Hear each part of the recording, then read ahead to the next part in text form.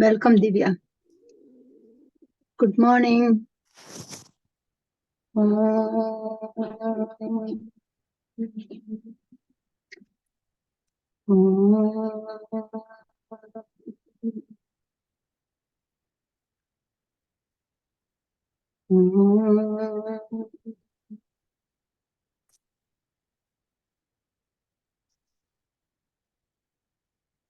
Welcome all. Thank you very much for joining. Today we are focusing on chapter 6, Dhyana Yoga, meditation, with 35 verses. In chapter 6, unlike other chapters, we are going to go back and forth. It's not in the chronological order. This chapter 6 covers 3 points. Introduction to meditation. What is meditation? Features of meditation. Then benefits of meditation. So meditation is a very popular word and it is a billion-dollar industry worldwide. But many are not aware of what is meditation, how do I do it, why do I do it, what are the prerequisites, preparatory tasks for meditation.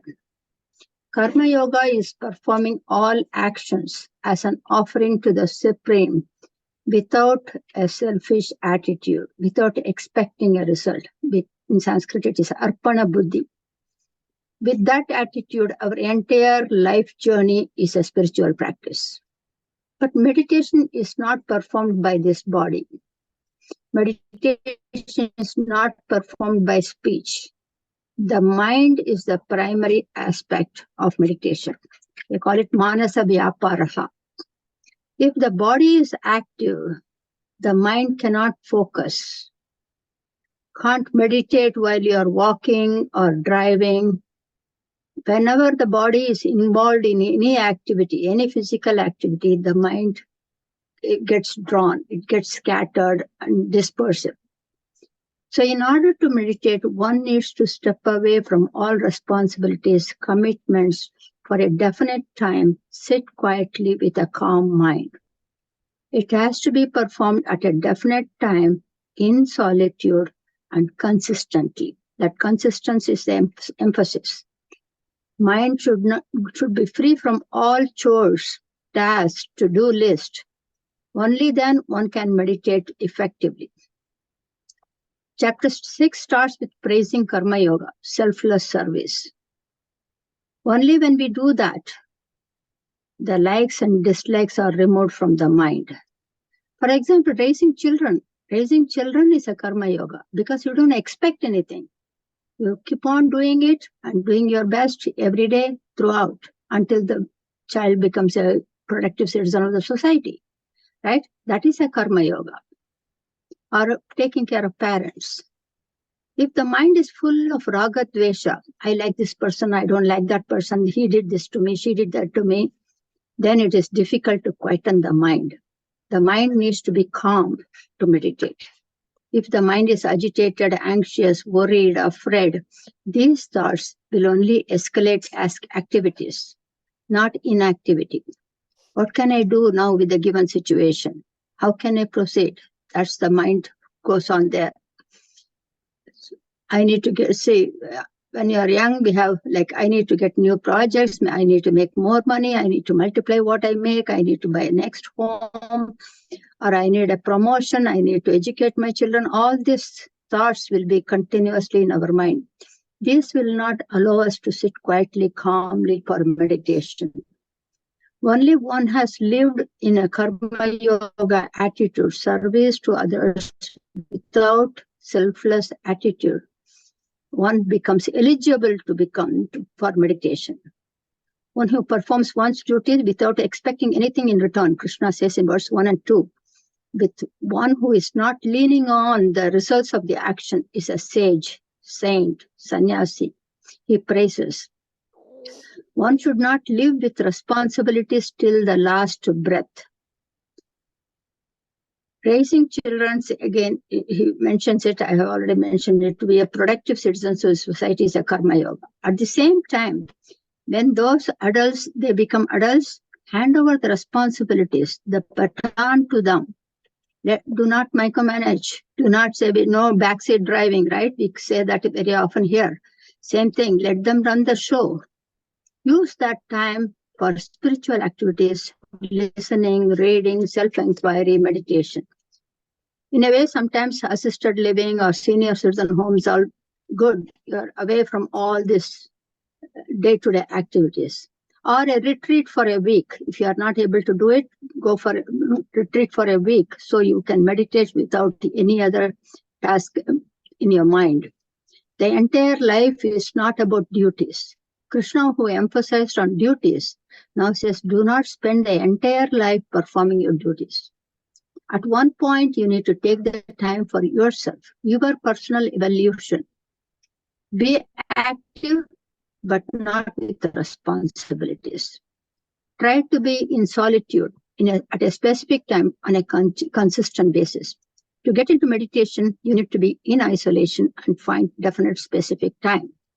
You should not attempt to escape from duties at the same time. Perform all duties and then sacrifice the duties. There are two practices mentioned to do before meditation. One is purification of the mind without likes and dislikes. Second one is single-pointed focus. If one has lived in Karma Yoga, the entire life is a spiritual path and has purified the mind. But since humans, we are all in the society, we have a lot of commitments and interactions with others. Since birth, our mind is always active and we are used to this for several years. To calm it down for 5 minutes meditation practice, just like a blinkers on the horses, it is a challenge. The mind should not be scattered. It needs to be single-pointed focus on anything else that we do. For any raw material to become the desired product, say if you want a clay to become a pot, you will use the pottery wheel. A rubber to a tire, then it needs to go into different steps, different processes in different departments in a company. Similarly, the seeker needs to perform the steps suggested in the scriptures to attain the contentment, the moksha, they call it the liberation. Therefore, before coming to Jnana Yoga, self-inquiry, self-knowledge, one should have taken the path of Karma Yoga. How do I know if I'm ready? Verse 4, our mind is always thinking of objects, acquiring and hoarding, and we worry about our parents, our children, our health, our loved ones' health.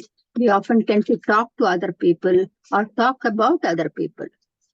When these gets reduced, then one is within oneself and is ready for meditation.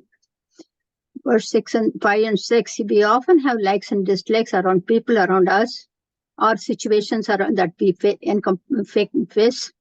Often consider our neighbor or a family member who is enemy and blame others for our sufferings. Because he said, so I am feeling this. But your mind is your friend and an enemy, says Krishna. In chapter 6, verse 6, if you think about it, we judge ourselves by our intentions and judge others by their behavior. Our mind is the interpreter of what our senses bring to us. For example, I'm driving, the steering wheel is in my control. It has to be in control. If it is not in control, then I can face problems. Just like that, our mind should be in control. That is why this meditation is recommended, to bring that mind in our control. Krishna emphasizes, it is up to you to raise yourself. You are the product of your choices. If the mind is in your control, meaning you direct what to think and what not to think, then it is your friend. Or else your mind is your own enemy. Chapter 6 addresses 3. One is what is intro to meditation, what is meditation, benefits of meditation. So meditation is divided into 2 phases. One is Upasana, the other one is Nidhidyasana. Both these make us ready for self-knowledge. They are making us ready.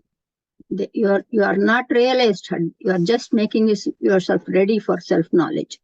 Upasana is for those who have not gained the self-knowledge. That is getting ready to grasp that self-knowledge. Nidhidyasana is the second type, second phase. That is, a seeker has listened, studied scriptures, and intellectually knows that I am supreme. I am not this body, I am not this mind equipment. But he is not fully grounded in that knowledge. That is, I know who I am, but I am unable to practice in this transactional reality. That is the stage for that takes you to for Nidhidyasana. So one is before self-knowledge, the other one is after self-knowledge. So let's dive into Upasana. Upasana itself is a long process. First one is sit quietly for 15 minutes. Sitting quietly for 15 minutes with the eyes closed, without this body movement. Just like we cannot catch a fish with our hands, bare hands, it will slip away. One needs to have a net to catch a fish. It is difficult to catch the mind. The body and senses needs to be in still. Next is the breath. It has to be rhythmic, balanced, calm, breathing in and breathing out. That is a steady breathing. It is not pranayama. Pranayama is you breathe in through one nose and then hold it inside and then you release it through the other nose. We are not talking about that. That's a totally different in yogasana. Here you have a steady breath. Only when these two, body and breath, are calm, should we proceed to calming the mind.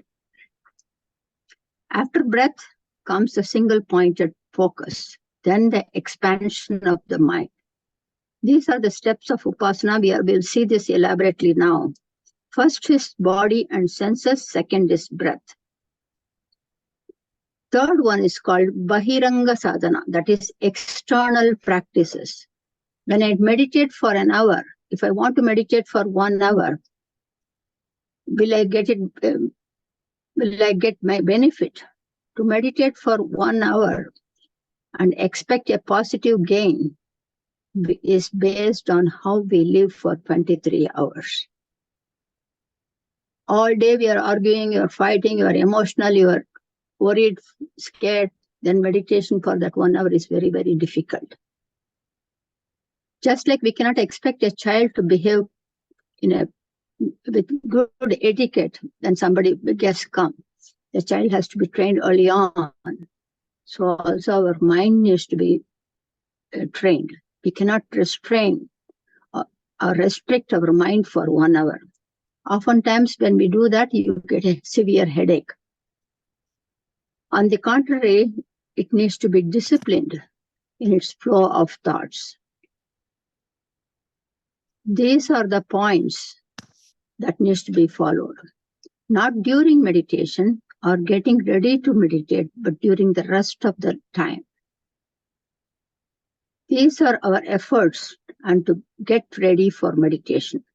One needs to be equanimous, calm, without likes and dislikes, neither craving nor hatred throughout the day, weeks, months, years. What does that mean, equanimous? Equanimous in what? Krishna points out in verse 16 and 17. First one is moderation in eating. Bahiranga sadhana, external.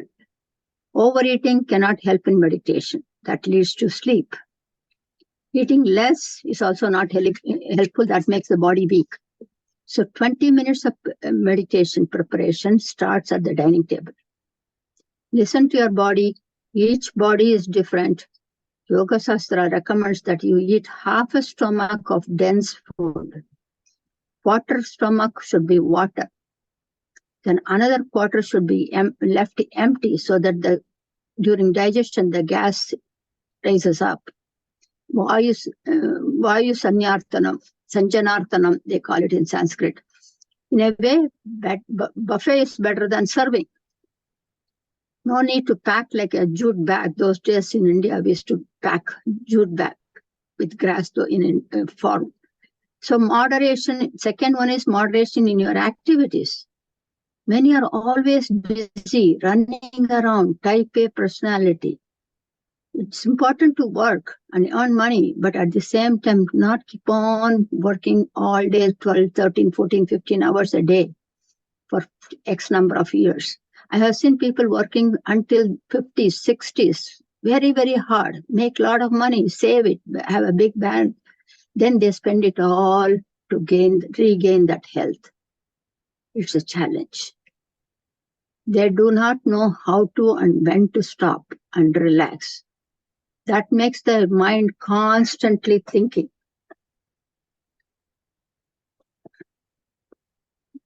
Constantly thinking about situations to handle the task. For such individuals, it is difficult to meditate. At the same time, humans should not be without activities, always sitting and watching TV. Less activities could also make one lethargic, drowsy, sluggish, and sleepy. Moderation. The third one is, so he's saying food, activities, and rest. All three needs to be in moderation for the meditation to be effective. Too much of sleep or too little sleep, both are not helpful. These are just examples. He has given 3 examples. Some applies to even talking and listening to others. Some keep on talking without a break, without listening to others.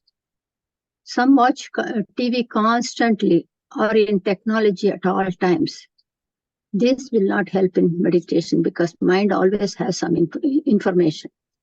These are sensational and the mind needs to be calmed down.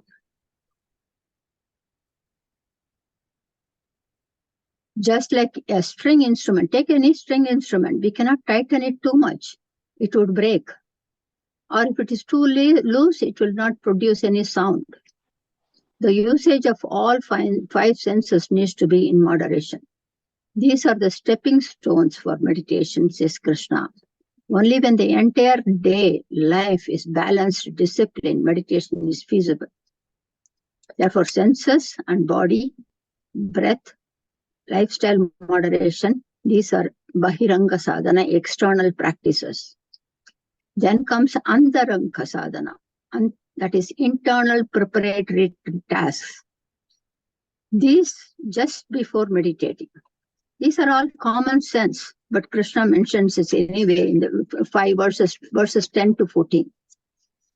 Desaha, first location. Where should you sit for meditation? It says rahasya stitaha, that is secret place, meaning in solitude, in isolation from general public. You can't meditate in a temple. A lone place, it could be your own bedroom, that is fine. A clean place, second one is without any bugs or foul smell. Just like when we go to kitchen reminds us of food. Living room reminds us of socialization. Or library reminds you of a book reading. So also there is one place that the moment you step in, automatically your mind adjusts to calming down. In India those days, I don't know now, we used to have a special puja prayer room, worshipping. So that's why your brain automatically acclimates to that situation, that environment. Meditation on a regular basis, we need to develop that calmness. Sitting, next one is sitting. You should sit on a level ground without neither in a higher position or at a lower position. Higher, we see there are some sit on a tree, but you cannot sit on a tree or even underground because you don't want to get distracted by the thought that you could fall off. Something could fall on you. That is next one. The third one is Desaha is first one. Second one is Kalaha, which is time. There is no definite time specified. You can meditate at your convenient time, but the scriptures suggest early morning between 5 to 7 a.m. After a good night's sleep, before the day's interactions. But if you go to bed like midnight or 1 o'clock, then it may be difficult to do meditate at 5, 6 o'clock. If you meditate later in the evening, all your discussions during the day, plans, arguments, discussions of the day, all this will be fresh in your mind and could be interrupting you during meditation. And it's very difficult to replace that agitated mind with silence. At night, they all dissolve in sleep, and it's a clean slate in the morning. How long should I meditate? Consistency is more important than the length of the time. Quality is important than quantity. We all know that. Full focus, even if you do it for 15 minutes, full focus without any interruption is important. Number 3 is asana, which is sitting. In yoga, there are several recommendations they do. Padmasanam, Sukhasanam, Vajrasanam, there are several. But your sitting should neither be soft on a pillow or on a hard wooden plank. Early rishis used to use deer skin or tiger skin to sit, to prevent ants, snakes, and insects or scorpions crawling. But today, in today's situation, mats will do, and just as we have seen that in many places. Posture is the next one important. One should be seated, not standing or lying down. Again, if you never sat on the floor for 30, 40 years, then it may be difficult. Then one can use a chair meditation. There are several, I have also seen, I am sure all of you have seen tree pose. Today they are very popular, right? The mind will be on the body, not on, we cannot be on the mind. It will be on the body constantly, on how I'm standing. So Yoga Shastra says Stiram and Sukham. That means that which is comfortable to you, that you're firmly seated at the same time without any pain. The focus is on the mind. Meditation is to be with the mind. So the body needs to be upright. Neck, head, and spine should be in alignment. Fourth one is prana, breath. Breathing should be regular, steady, stable, even, and uniform. The heart beats faster when we are angry or afraid. For the mind to be calm, the breathing needs to be steady. The mind and breath, they are interconnected. So when the breathing is steady, the mind calms down. We have seen in India, they do, Tamil, they call it Adi Pradashna. That is, you walk and then the next step is this way. You go one step at a time. That means it is steadily walking. That makes the mind also calm. Or in schools, I remember when I was in school those days, 60 years ago, they would give a spoon and a lemon on it. You are focusing on the lemon so that it doesn't fall and you walk a distance. So that is single pointed focus. So to calm down the mind, Ramana says, use the breathing prana as a net to catch the mind, which is like a bird. It will keep going. Then the anxiety and agitation goes down. Next point is senses.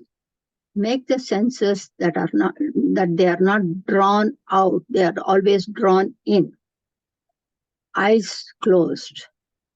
Even though in Gita it says, as you focus it as though you are looking at the tip of the nose. That it doesn't mean actually you are looking at it, but the eyes closed.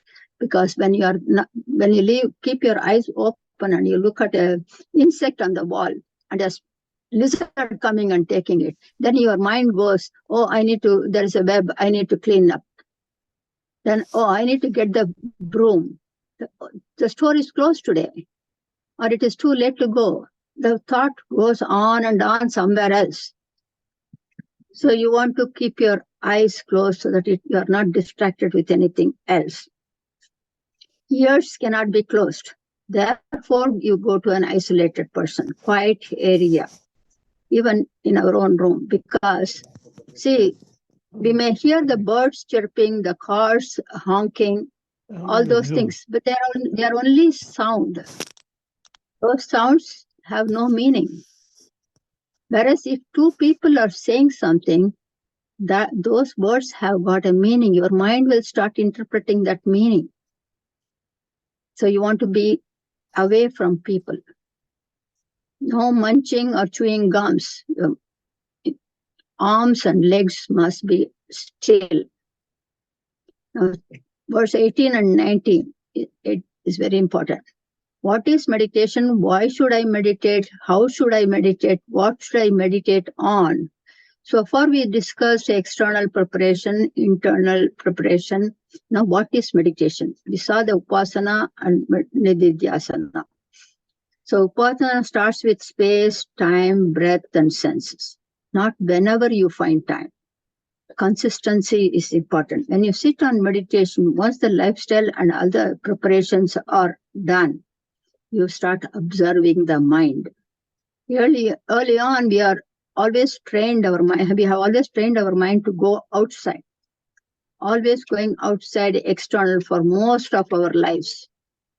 Either we see things, we hear things, we taste different things, we touch different things. We are always gone out.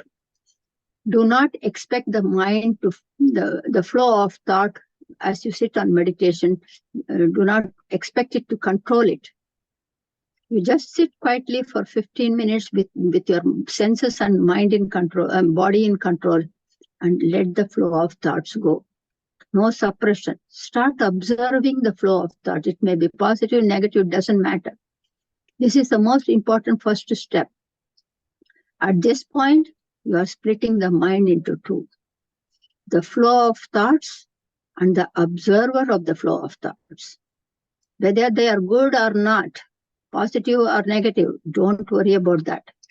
This should be done for few days consistently. Just like we observe the waterfall and we enjoy it. Just be an observer of your own flow of thoughts. We are using the mind to quieten the mind. Now there is a mind that needs to be calmed down and a mind that calms it down. This could take 3 to 12 months. The I and my mind happens. The observing mind and the observed mind. Minimize the speed of flow of thoughts is the first one is you are observer. Now you minimize the speed of flow of thoughts. Like some people walk fast. They're always fast. Some are slow. That is nature. That is just normal. Doesn't mean that person is lethargic. It is just nature. But when the body is slow, it helps the mind to slow down also. We often say, calm down, right? Slow down. Take it easy. That's what it is. You just have to keep it calm. So the gist is, do not suppress your flow of thoughts. Observe the flow of thoughts for a few months. Keep the body still. Keep senses. Make sure that the senses are not drawn out. And learn to be an observer of your own thoughts for 15 to 20 minutes. Stabilize your breathing. This is referred as relaxation meditation. The next step is you have to calm down the intellect. Intellect is a decision-making faculty. Learn to instruct your intellect not to function, not to make decisions about the past or future. After 2 months of relaxation meditation, now we move on to the next one, which is referred as japa. Japa is chanting. Say, for example, take the name of any deity that you are used to it, that which you are always you believe in, or you are used to it, or your family have guided you. In Sanskrit, it is Ishta Devata, they call it, and keep on repeating it. Often in India, it is Namah Shivaya, Om Namah Shivaya, Ganeshaya, Narayanaya. You can see anything that you are interested in. It can be any name. But say you say this name 108 times, 108 counts, and then you repeat that for another second 108 counts, third 108 counts, right? 3 times. Here the mind is brought to single pointed focus. No other thought interrupts it. This is referred as concentration meditation. Many start at this step. That is not the right way to do it. It will be very, very difficult to start at this point. You have to calm down first to relaxation meditation and then move on, proceed on to the concentration meditation. As you do this, no other thought should interrupt this single thought. In early stages, you count 108 count, and you do it 3 times in 15 minutes. Then over time, you should start chanting the same one name 108 times once in 15 minutes. That means you give a gap of each chanting. You give a chant, gap, chant, gap. Maintain that silence after each count. Try to extend that silence. Whenever a different thought comes during that silence, go back to chant. Repeat this sacred utterance again and again with elongated silence.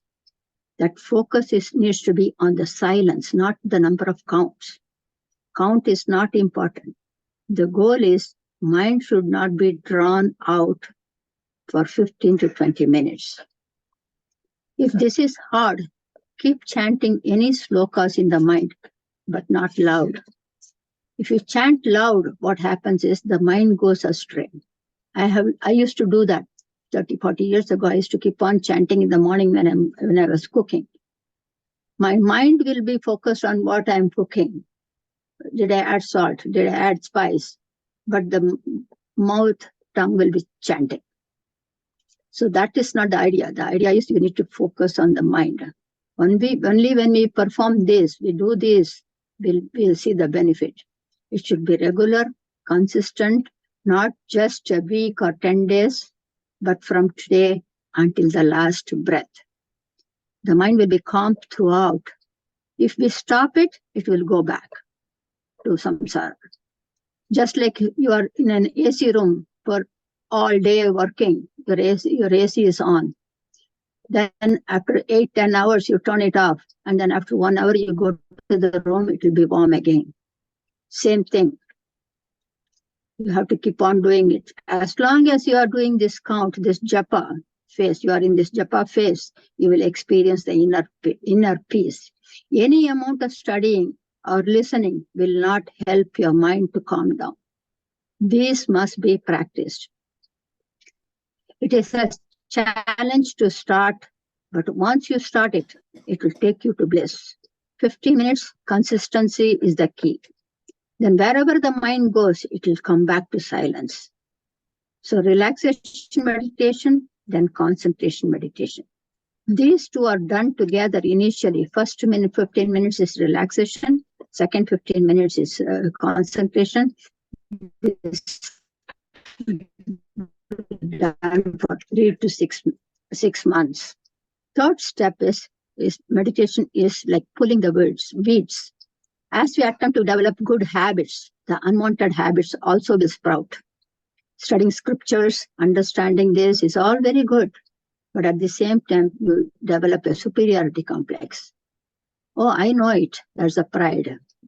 You can see people give donations, but then again, they start looking for, is my name on the flyer or on the steps or on the bulletin board? So these are all natural, just like weeds. This needs to be removed. And we need to encourage the positive, productive thoughts in our minds at all time in every situation. This is the third step. So relaxation, concentration, and replacing the unwanted negative thoughts with positive thoughts. Listen and grasp the good values from the scriptures. In future chapters, Krishna is mentioning what are those values. So observe the ones that should not be there and replace those with positive ones, good ones. Here we check the mind. Next we go and start checking our behavior. That is the next step.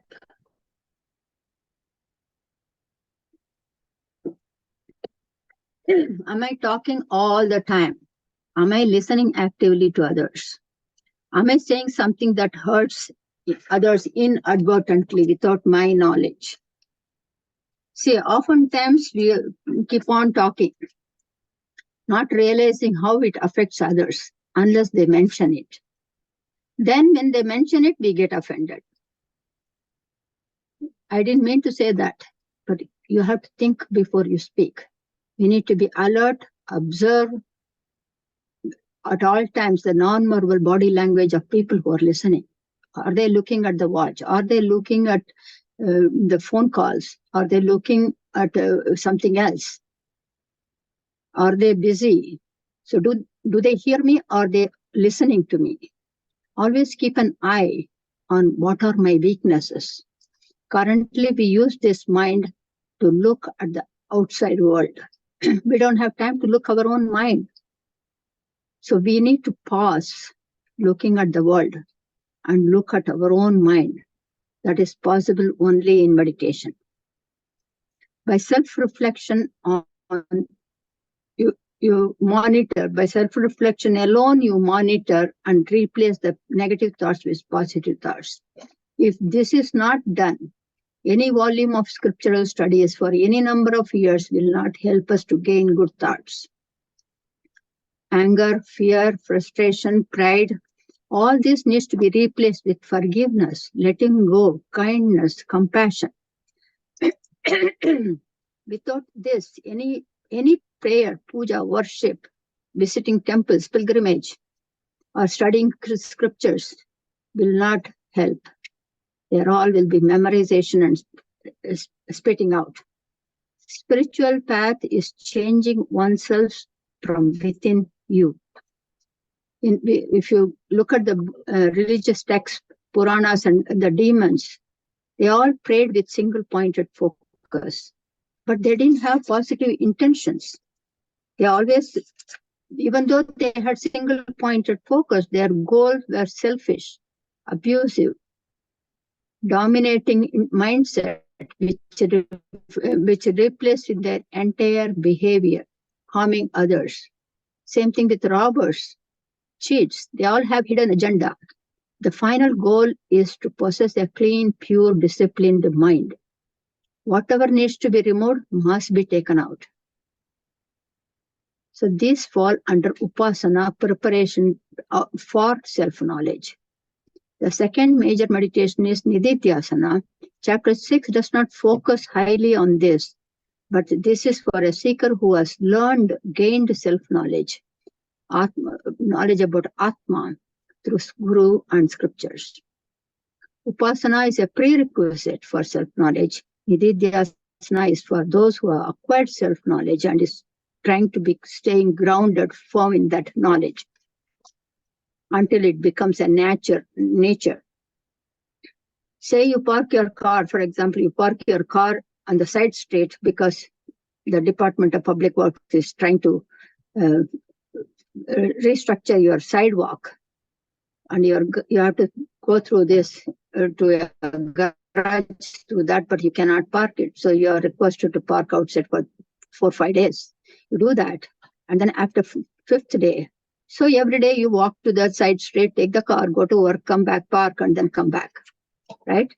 Then you keep on doing that, and the sidewalk is done. After 5 days, then you have Saturday, Sunday, then you come back on Monday morning. You automatically walk there. Even though you have the knowledge that it is fixed, but you automatically walk there. That is a habit. Similarly, we have associated ourselves with this body for several births. Even though we have intellectually gained the self-knowledge. Until these 5 chapters we are going to talk about it. We have done Atma Bodha. We have intellectually gained the knowledge that I am not this body. I am that I am. I is that supreme presence. We still are not able to be away from this body, especially during pain and challenges in life.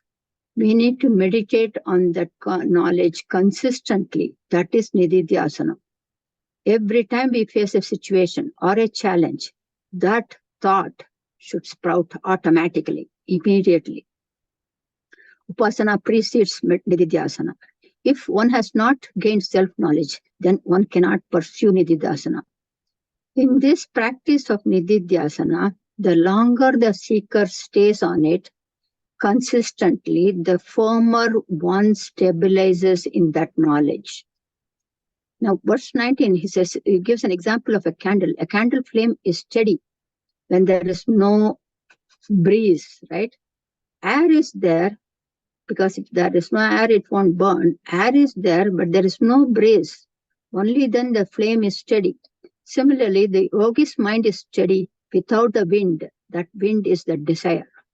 Just like flame moves, the mind also keeps on fluctuating. Verse 24 and 26, for a beginner, it is hard to keep the mind steady. Therefore, controlling the senses and single-pointed focus are suggested. Then slowly, gradually, steadily, the mind needs to be controlled. It has to be done in a very gentle fashion, little by little, with patience and consistency.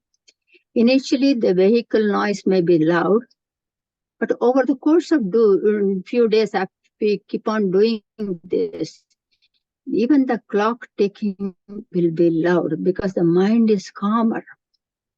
Birds chirping, right? But over the course of the day, what happens? All other noises take over. So you don't hear the birds chirp. Similarly, we have to calm down our mind and draw it back to self-knowledge. This is a repetitive task. So verse 18, 19, 24 to 26, 5 verses, he is just giving you the glimpses of Nidhidyasana. Let's focus more on Nidhidyasana in chapter 13. So we covered introduction to meditation, features of meditation. Now we go to benefits of meditation. What are Dyana Palan, benefits of meditation? Here Krishna refers to the benefits of Nidhidyasana. We have seen the benefits of Upasana, relaxation meditation, calms down the mind. Concentrated meditation gives us the single-pointed focus. Then we replace the negative thoughts with positive thoughts. These are prerequisites, adhikari or yogyata, for self-knowledge.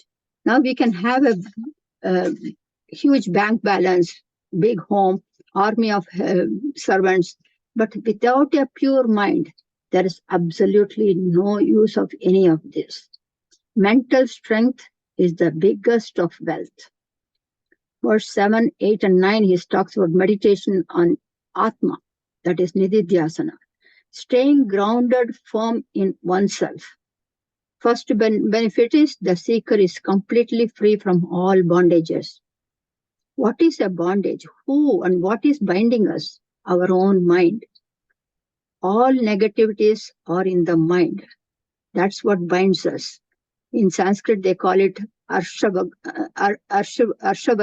or 6 enemies. Kama, Krodha, Lobha, Moha, Madam, Ascharya, which is lust, anger, greed, attachment, pride, and jealousy. Only this self-knowledge relieves us from all thoughts and makes it be contented in your own self. Such an individual is referred to as Jivan Mukti, completely liberated, not affected, disturbed, or perturbed by any external situation. He has equanimous thoughts towards all beings. Cold and heat, pleasure and pain, insult and appreciation. He is neither elated nor depressed. So do not take anything personally in your life, because that causes agitation. In transactional life, Some would praise, some would criticize. That is normal. Plurality is life. But how we respond to that is our choice. Right? We have heard Norman Vincent Peale used to say, it is not what happens to you that affects you. It is how you respond to what happens to you that affects you. We are all product of our own choices. Whether we like it or not, as a jiva, we need to interact with due to our prarabdha karma, past consequences of our own actions. Everything is, we have designed, we have asked for it, and we have got it. We have created our own blueprint. So always try to look for the positive aspect in every individual. And when we focus on the negativities, we'll never be at peace. It's like an acid. Acid spoils the container first. That's how negative thoughts affects our own body and mind. A yogi sees people who are not friendly, criticizing, hating, ignoring, indifferent, and people who are with good thoughts, objective, friendly, all with equanimous view. It doesn't matter how they are. Now, verse 20, he refers to 7 attributes of Jivan Mukta. One who has attained its self-knowledge and is firm in it, who is mentally disconnected with worldly activities. That is, the mind is back to me. That means beyond plurality. Such a mind is able to see that Atman, realize that Atman. That is bliss, not the worldly pleasures. This is the benefit. First one is the mind comes back to me. Mind transcends the plurality and sees that one truth. Mind is with a sense of gratification, peace at all times, content. We can complain, I don't have this, but you count everything that you have. That is a blessing. The essence of gratitude. Verse 21 to 23, in transactional life, whatever we achieve, we attain. There is always a room for improvement, moving up further, right? Learning more, again, going up, getting promotion, you can reach the top. You can keep on expanding with any subject, any deep subject, you can go deep. But when self-knowledge is attained, there is nothing beyond that. That is the summit, pinnacle, goal, purpose of human life, human birth. Say, for example, take a circle. There are several centers in a circle, and the circumference can keep expanding like a pie. You can make a bigger pie or a bigger pizza. It can keep on expanding. There are several centers, but there is only one central point through which every diameter has to pass through. A pivot, a point around which anything and everything rotates. All others are spots. They are only points and positions, right? That one thing is important. Again, he says, Vyogam. Vyogam means isolated from sorrow. One is completely free from sorrow. Anything that happens, every incident becomes like I'm watching a show. When you associate with a character, you are emotional. When you know you are the witness, audience of the show, you just watch. Dukkha nivritti. See, physical pain can be mitigated by medicine, whereas mental sorrow can be mitigated only by knowing who you are. So Krishna says, therefore, with unrelenting mind, with full assurance, follow this path. Verse 29 to 32, he describes the characteristics of Jivan Mukti. Jivan Mukti sees me in all beings and sees all beings in himself. The cause of all our sufferings is because that the world is different and Atman, Brahman, I am different. Hating, disliking all other beings. We worship God in many different ways. Krishna says, I am not different from this world. or other beings. If you dislike, abuse, hate anything, anyone, that is directed at me. One who sees me in all is a yoga rudan, in Sanskrit called yogi. Verse 30, he says, I do not vanish from that yogi's sight, nor does he vanishes from my sight. Just like different jewelries came from gold, just like different types of clothes came from the thread, just like different sweets came from one sugar, everything that you see, hear, taste, smell, touch is all from me. Whenever I speak in church, I used to distribute animal biscuits. And I will ask, what did you get? I got a lion, I got a goat, I got this. And say, you all got only biscuits. You should be able to see that oneness in all. One appears as many with different behaviors, different thoughts based on their gunas. He emphasizes Jiva Brahma Aikyam. That means the Atman and Brahman, they are one and the same. Now verse 32, when we interact with the world, we are often hypocritical. We judge ourselves by our intentions and judge others by their behavior. Say, for example, your neighbor's child comes and throws tantrum at your house. Then our tendency is to say, oh, the parents didn't raise their child well. When my own child, grandchild does it, then I tend to say, oh, he's only 4 years old. In 2 years, he'll get better. You know, so there is a judgment. So Jnani treats every being equally without any discrimination. Whatever is good for this body, he shares with others. Good food, clean clothes. When you give something, always give what you would wear. People often tend to give what I don't use, what I don't like. That is just discarding and disposing, not sacrificing.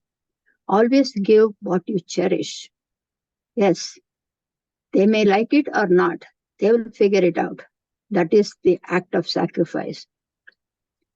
When you sacrifice something, you should miss it because you gave it. At the same time, you should be happy that you shared with someone else. Both emotions should be there. That is sacrifice. Lord says, one who is kind, compassionate, helpful, amiable, courteous, cordial, humane, sympathetic, and thoughtful, without causing any harm to others, either by body or mind, physically or mentally, that is that person, that jiva is close to me. That is ahimsa. Ahimsa is not about killing. Ahimsa is about not even abusing. When we are children, we used to hurt each other by our feet and hands. But when we grow, we hurt others by our words. So now Arjuna has a question. He says, the mind is always anxious and agitated. Is it really possible to calm it down, gain self-knowledge, stay firm in that knowledge? Krishna, in verse 33 to 35, Krishna agrees. Yes, you are right. The mind is always on the run. It's like a monkey hopping from one branch to the other. But there are 2 things that can help you. One is practice, consistent meditation, watching your thoughts and replacing them with good thoughts, constant awareness of your flow of thoughts. If you say that you are always drawn to the external world, I'm not able to do it, I am always drawn to the external world, then the second one is dispassion, realizing that everything in this world is ephemeral, temporary, with a beginning and an end. Nothing is permanent. Whether your job, your health, your family members, nothing is permanent. Enjoy what you have when you have it. Endure everything as you, Jiva, the individual, have taken this human birth to experience the pain and pleasure. But remember, nothing lasts forever. You are that imperishable, ever present. Now verse 37 and 38, Arjuna is self-reflecting and is keen on coming out of the war, escape the duty, swadharma, and pursue meditation, self-knowledge, and be firm on it. But what if a person who wants to do it dies before the self-knowledge? That is his question in 37, 38 answer.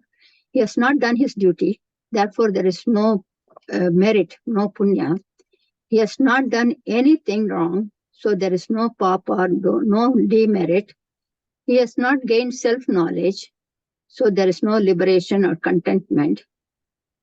But he dies. So what happens to such an individual is the question. Where will he end up? Now Krishna responds in verse 40. Once a jiva individual enters into spiritual path, not rituals, even performing or meditating for a day, he continues where he left in his next birth.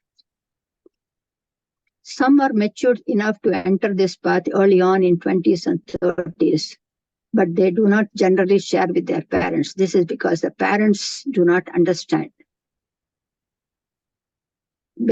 Because of their previous births, they are interested in this path. But the family members are the ones who always prevent the children from pursuing this path. No, you go and join engineering college. You or be a doctor. This reminds me of one of the members in my satsang in 2020. She completed Atma Bodha course fully. She completed chapter 2.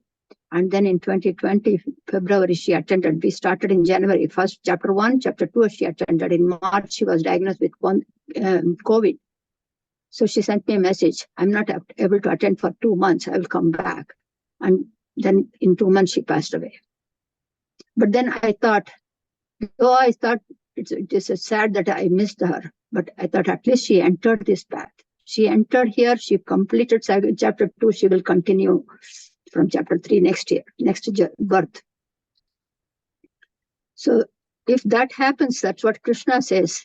I will give another opportunity to such a jiva and make the path spiritual path continue. I will make that person be born with a human body, spiritual, wealthy family, which is conducive for that jiva to pursue, take spiritual path. Wealthy family so that the jiva doesn't need to work for a paycheck. So the family can focus on spiritual path. Also a family with values. Wealth without values could be counterproductive, could lead to arrogance. So effort will never go waste. It's like eating a banana, you are so busy at work, you don't have time to eat lunch. You just grab a banana and then you continue. That will last for a couple of hours, same thing. Once you enter the spiritual path, you are always in the right direction. Those who are in the spiritual path, he says, are the best, eminent, and distinguished. Now we are come to the end, chapter 6, summary. For meditation, the external preparation, food, activities, and rest in moderation. The steps are first relaxation meditation, then concentration meditation, then observing the flow of thoughts, replacing them with positive one. The benefits of meditation are equanimous calm mind, ability for the mind to see the oneness, one in all and all in one. 2 disciplines that lead us to self-realization is constant, consistent, regular practice. Dispassion, not drawn to the ephemeral temporal things. Finally, Krishna emphasizes that there is no failure in spiritual path. Everything is fast forwarded to future births. Now I'm going to show you a PowerPoint slide that I created, and then we can end it from there.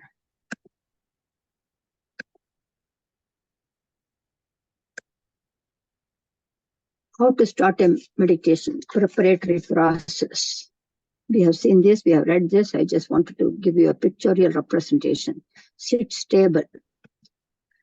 See, this is the step that you used to take. Walk slowly and steadily so you are single-pointed focus. This is the thing that I remember from my school days.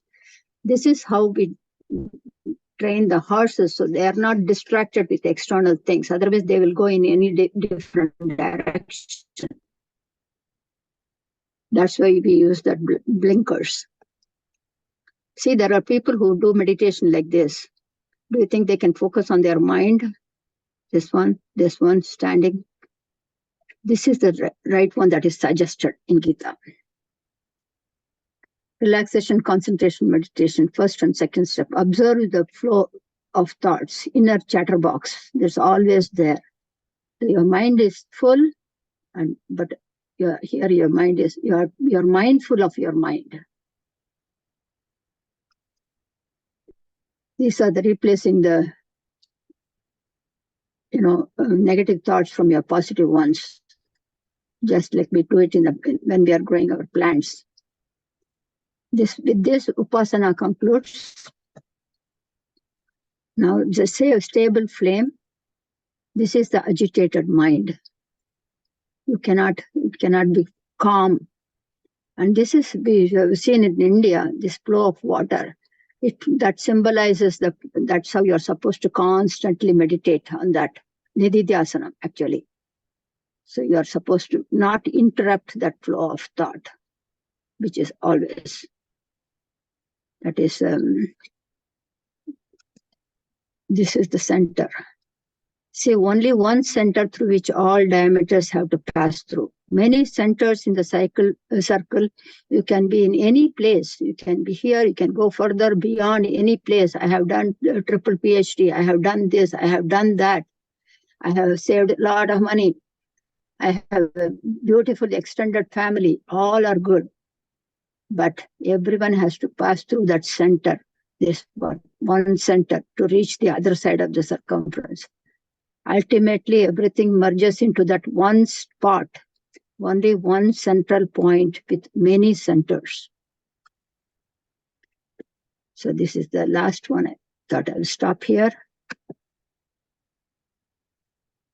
And let me finish it, then we can chat. Om Shanti Shanti Shanti. Sorry. Oh.